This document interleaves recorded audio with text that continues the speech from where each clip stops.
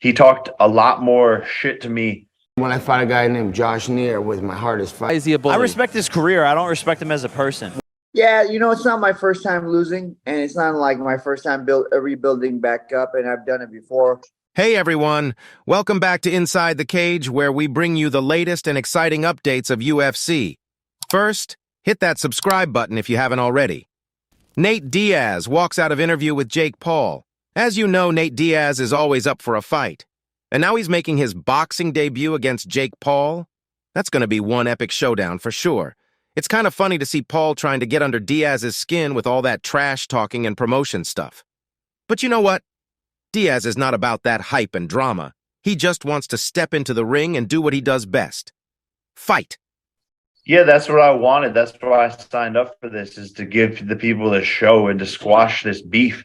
He talked a lot more shit to me before we signed up to fight. So he's kind of being a bitch in that sense. And I expected more out of him, and I expected him to carry that gangster attitude and to, not take my insults and all this stuff. But pretty much he's rolled over like a bitch and has been quite boring, which pisses me off. But I'm used to carrying these promotions, and I guess that's no different with this one. However, Nate Diaz is not here for all the trash talk and promotion stuff. So, Diaz and Jake Paul had a face-to-face for one of those typical pre-fight interviews, but it didn't go as expected. Diaz wasn't having any of it. He straight up walked out of the interview, and you can see the camera following him to his car as he leaves. Now, it's clear that Diaz is more about actions than words. Undeniably, Saturday night is going to be intense. It's going to be a clash of styles and personalities, and we can't wait to see how it all plays out. Nate Diaz reveals surprising toughest opponent in UFC career. Over 15 years and 27 fights with the UFC, Diaz has gone up against some tough names in the MMA world. He has beaten Cowboy, Donald Cerrone, and Anthony Pettis, and he's had tough losses against Jorge Masvidal and Leon Edwards. But the one who stands out as his toughest opponent is the dentist Josh Neer. Now, that might catch you off guard.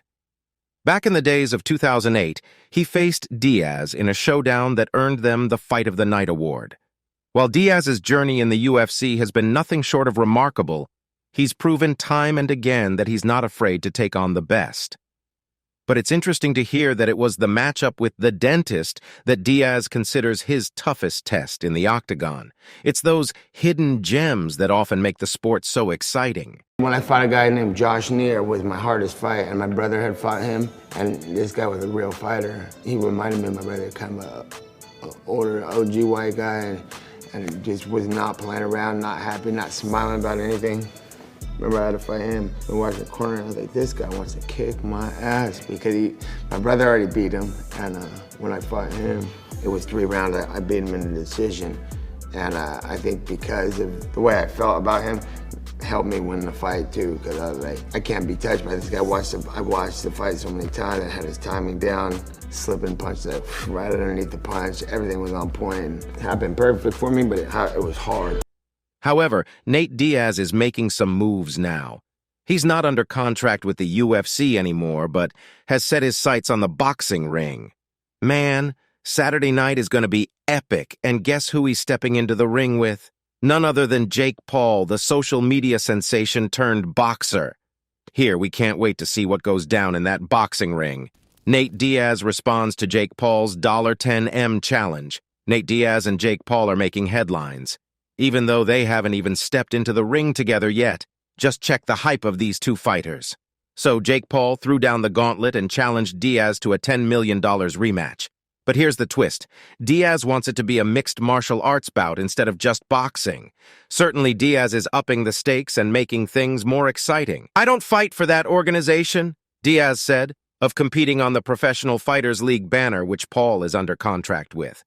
If we do something, we're going to do something real. Co-promotion, if anything. So Diaz might be heading back to the UFC after his fight with Paul. That's interesting. Diaz and Paul are going to battle it out in a 10-round main event boxing match on August 5th in Dallas. Man, and it's going to be a clash of two worlds. The YouTuber turned boxer against the former UFC star. My prediction is I'll win by a fifth-round knockout, Paul told the MMA Hour. I'm not concerned. Yeah, he's going to maybe land a couple of punches. That's the name of the game. That only wakes me up. I'm going to get hit and hit him harder and keep on going and weather the storm and end his career. Furthermore, Nate Diaz is the top-ranked fighter in UFC with 37 fights under his belt, while Diaz's submission game is on another level. With 10 submission victories, he's fourth on the all-time list in the UFC. That's some serious grappling skills right there. Now, on the other side, we have Jake Paul. He has no MMA experience whatsoever. Is he a bully? I respect his career. I don't respect him as a person. Why is There's a that? difference. He's a bully. He's a punk. He beats up innocent people. He's always trying to cause a scene, throwing water bottles at people. He's always high. Like, what kind of example is that to set to everyone? Just smoking all the fucking time. I don't like these things about him, and someone has to bully the bully, and that's what I'm going to do on Saturday. There's no doubt that all eyes are on August 5th at the American Airlines Center in Dallas. Diaz versus Paul. Let the battle begin. Guys, if you're enjoying the video, we'd love your support. Just hit that subscribe button to motivate us to bring you more exciting content. Joe Rogan talks about Dana White's love for gambling. Joe Rogan always has some interesting stories to share, and this time he spilled the beans about his recent Las Vegas trip and witnessed none other than UFC President Dana White. Gambling. You know, over the years, Dana White has become quite the legendary gambler. He's got a soft spot for blackjack, and he's been known to hit the tables with some serious delight. It's no surprise that some sports books have taken notice of his success and put some restrictions on him. So, my fight fans, just imagine the scene. Dana White, with all that adrenaline and competitive spirit from his UFC role, now taking on the casino tables like it's a fight night. But it's all part of the Vegas charm, right? Whether it's the UFC or the blackjack tables, Dana White sure knows how to make things interesting and keep us entertained. And you won't believe the shenanigans they got into. From hitting the casinos to exploring the city, they were living it up in Vegas style. However, he gave details of their trip. Dana White was gambling, and he was down $600,000 playing blackjack. I was like, Here is a video. It explains everything about White's gambling story. this is Dana. He's on vacation in the Amalfi Coast. Bro. And this fucking dude brings a casino. He had a casino come to him. Bro, who's that kid next to That's him, his man? son. That's crazy. So he's got stacks of cash. That's baller, man. Playing, Good for him. No, it's not. That's a sickness. Who knows? He brought a goddamn casino to My his thing boat. is, man, if you can do it, you should do it. However, it just goes to show that even outside the octagon, the MMA world has some fascinating characters. Dana White, the gambler, who would have thought? It's moments like these that make the fight game and Vegas so thrilling. Beneil Dariush, confident in rematch with Charles Oliveira. Lastly, Beneil Dariush had such an impressive winning streak before he faced Charles Oliveira at UFC 289. But you know how it goes in MMA? One moment you're on top, and the next, things can change. Charles Oliveira turned the tables on Dariush with that knockout near the end of the first round. Unfortunately, it was a tough loss. But you gotta give it to Dariush. He's not letting that defeat get to him. In a recent interview with UFC Unfiltered, he opened up about the loss, admitting that he didn't know what happened on that fight night.